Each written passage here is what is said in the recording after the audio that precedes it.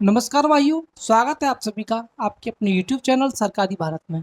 तो मेरे भाई, जिस प्रकार से रेलवे ने अपना कैलेंडर जारी किया था, इसका मतलब इन्होंने एक कैलेंडर जारी किया था जिसमें इन्होंने बताया था कि एएलपी की वैकेंसी जनवरी मार्च, अप्रैल जून के महीने में टेक्नीशियन, जुलाई सितंबर के महीने में नॉन टेक्निकल यानी एनटीपीसी, इसको आप बोल सकते हैं एनटीपीसी यानी कि non technical popular category, graduate और अंडर ग्रेजुएट की पोस्ट।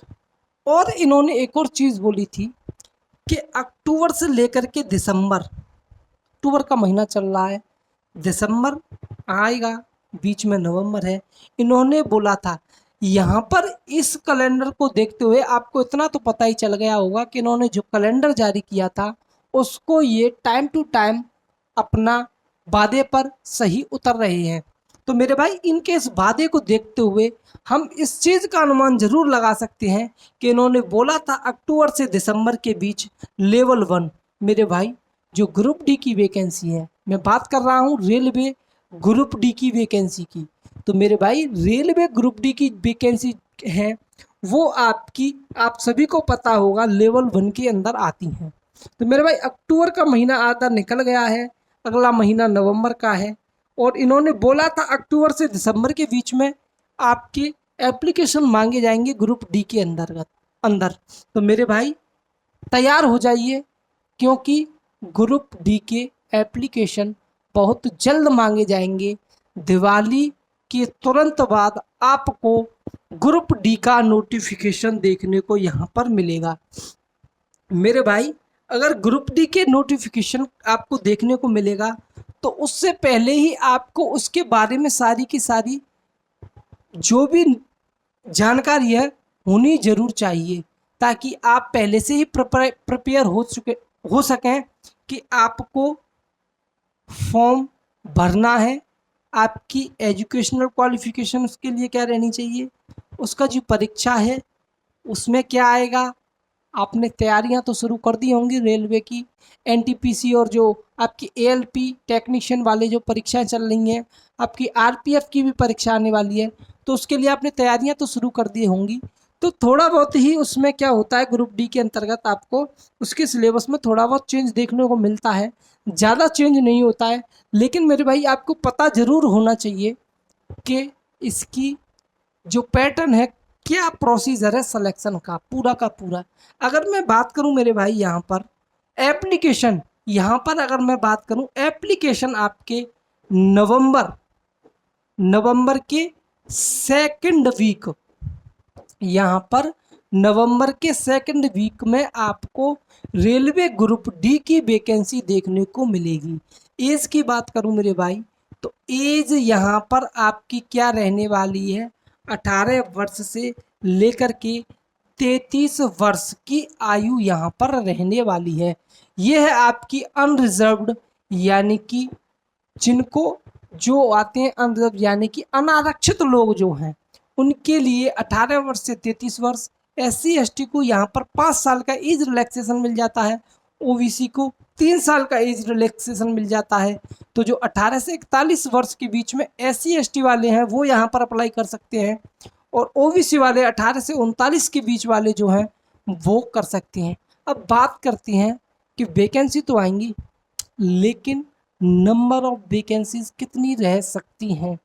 तो मेरे भाई, पिछली जो ग्रुप डी की भर्ती हुई थी, मैं अगले वीडियो में बताऊंगा कि मैं ऐसा क्यों बोल रहा हूं। पिछली जो ग्रुप डी की भर्ती हुई थी उसका जो स्टूडेंट डॉक्यूमेंट वेरिफिकेशन के लिए बुलाए थे, मेरे भाई जितनी पोस्ट थी उतने ही बच्चे बुलाए थे इन्होंने।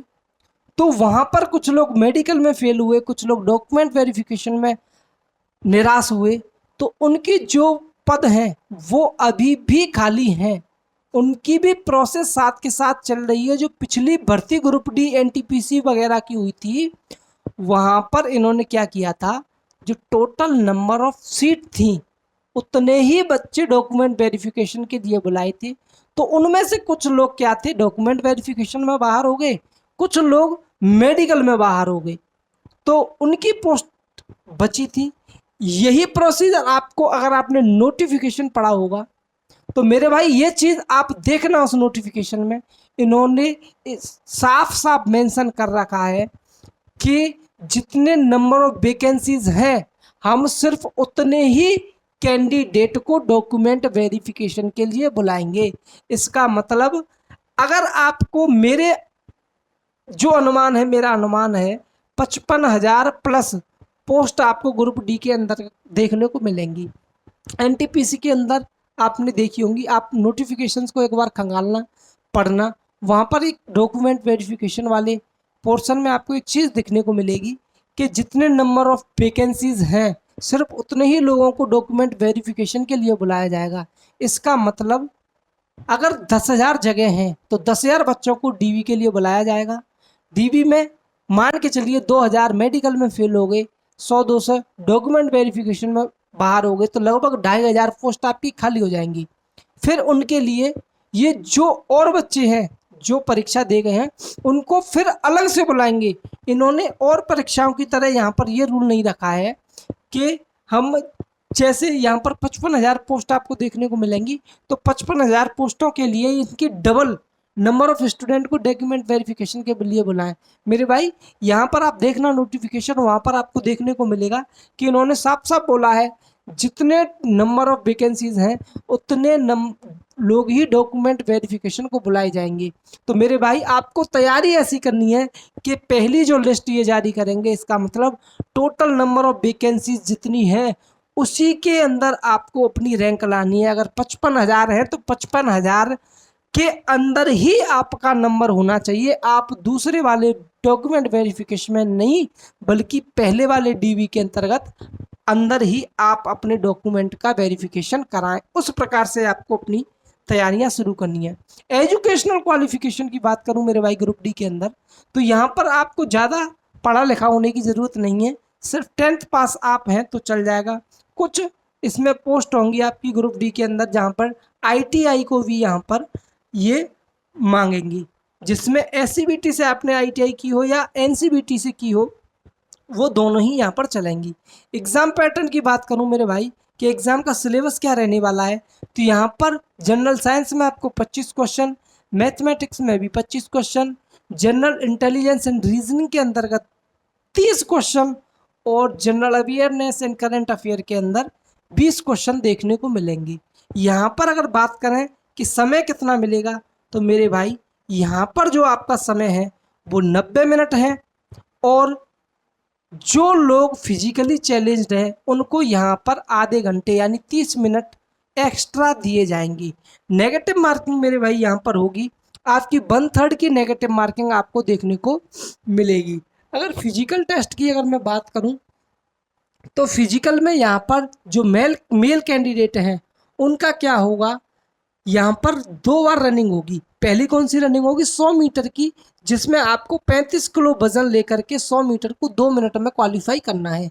और दूसरी जो रनिंग होगी वो 1 किलोमीटर की 4 मिनट 15 सेकंड में आपको क्वालिफाई करना है। यही फीमेल को देखें तो यहाँ पर फीमेल को 100 मीटर की रेस 20 किलो वजन के साथ 2 मिनट में क्वालिफाई करनी है, और दूसरी जो रनिंग है उसमें 1 किलोमीटर 5 मिनट 40 सेकंड में यहाँ पर क्वालिफाई करनी है। यहाँ पर इनको थोड़ा भार कम कर दिया है और यहाँ पर इनको थोड़ा टाइम ज़्यादा दे दिया गया है।